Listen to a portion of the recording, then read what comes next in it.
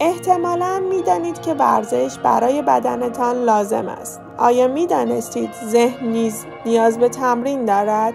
توی این ویدیو به بررسی این تمرینات می‌پردازیم. کیفیت زندگی وابسته به مغز سالم ماست. هر کس می‌تواند نسبت به قبل خود باهوش‌تر شود و این یک اصل کلیدی در مسیر موفقیت است.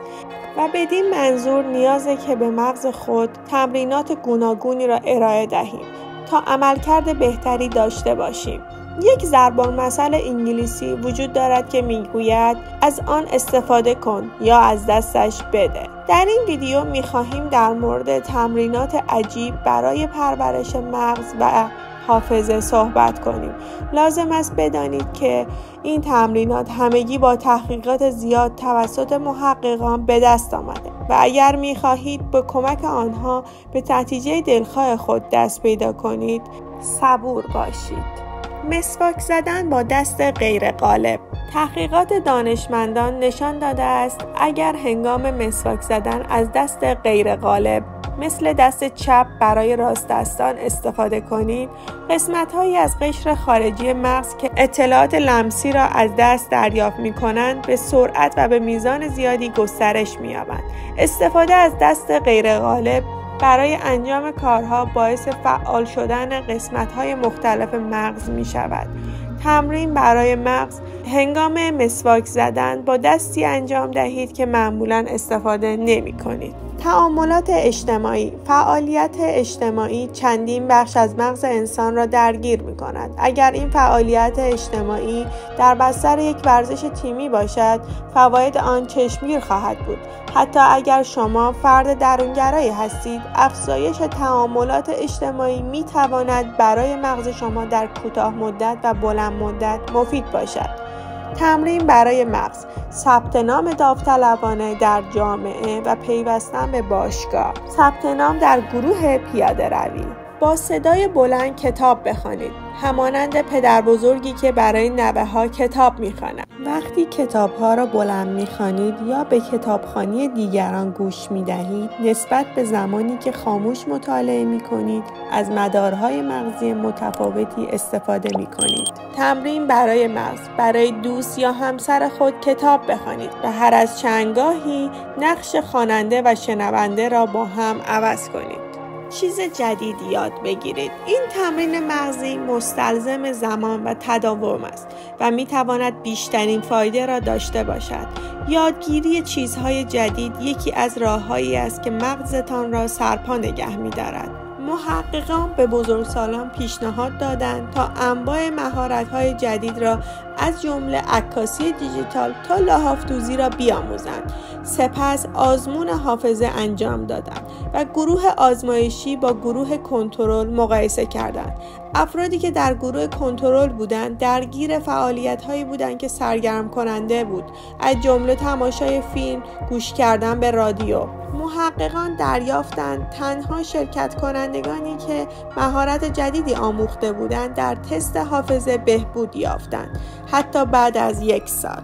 تمرین برای مغز: برخی از چیزها که ممکن است بخواهید امتحان کنید عبارتند از یادگیری زبان جدید، یاد گرفتن یا نواختن یک ساز موسیقی و یا یادگیری یک سرگرمی جدید. امیدوارم که تا اینجای ویدیو از راهکارها خوشتان آمده باشد.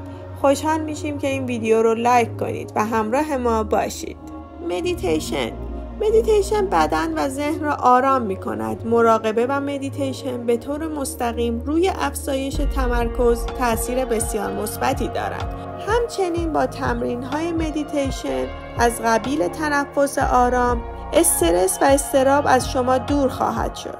داشتن مشغله فکری، تمرکز و هوشیاری مغز را پایین می‌آورد. تمرین برای مغز: حداقل روزی 5 دقیقه چشمان خود را ببندید و مدیتیشن انجام دهید تا مغز سالمی داشته باشید.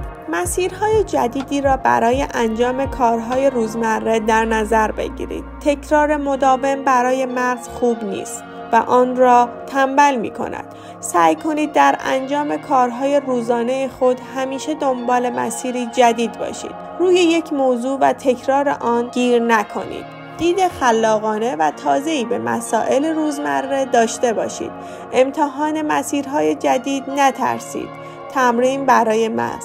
برای رفتن به محل کار مسیریابی متفاوت داشته باشید. یا اگر هر روز با خودروی خود به سر کار می روید، این کار را با دوچرخه امتحان کنید. استفاده از وسایل حمل و نقل عمومی را در نظر داشته باشید و در مسیر به جزئیات توجه کنید تا مغزتان پردازش بیشتری داشته باشد. با چشمان بسته دوش بگیرید. وقتی در حمام چشمهای خود را می‌بندید و بدن خود را می‌شویید، قسمت‌ها و بافت‌های بدن خود را لمس خواهید کرد که قبلا متوجه آن نمی‌شدید و اما این کار باعث ارسال پیام به مغزتان می‌شود. تمرین برای مغز. سعی کنید فقط از حس لامسه خود استفاده کنید. البته مراقب باشید لیز نخورید و آسیب نبینید.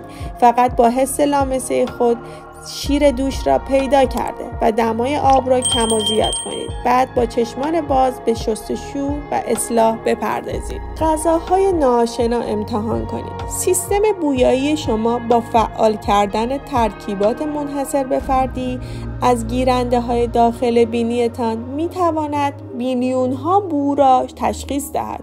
این گیرنده های داخل بینی با مرکز احساسی مغز شما ارتباط مستقیم دارد و از این رو بوهای جدید می توانند در شما احساسات و تداعی غیر منتظره‌ای را برانگیزند. تمرین برای مغز. یک دستور غذایی کاملا ناآشنا انتخاب کنید. انواع سبزیجات، ادویه‌جات و مواد غذایی بسته‌بندی شده را بررسی کنید. امیدوارم که تا اینجای ویدیو از این نکات لذت برده باشید. در ادامه 2 نکته که کاملا پیش پا افتاده است اما تاثیرگذار را خواهیم شنید. پنجره ماشین را باز کنید. هیپوکامپ مغز یعنی آن ناحیه از مغز که خاطرات را پردازش می کند برای ساختن نقشه های ذهنی، عطرها، صداها و تصاویر را با هم مرتبط می سازد. تمرین برای مغز. همچنان که در خودروی خود نشسته اید، مسیر را طی کنید. سعی کنید با باز نگه داشتن پنجره ماشین بوها و صداهای جدید را شناسایی کنید. بازگذاشتن پنجره مواد خام بیشتری را در اختیار مدارهای هیپوکامپ مغز قرار می‌دهد. البته تحقیقات نشان داده که پیاده روی هم یکی از بهترین تمرینات مغز است. جای خود را سر میز غذا عوض کنید. در اکثر خانواده‌ها هر نفر جای مخصوص خود را سر میز غذا دارد. اما می تواند با عوض کردن جا مغز را تحریک کرده و پرورش دهد. تمرین برای مغز.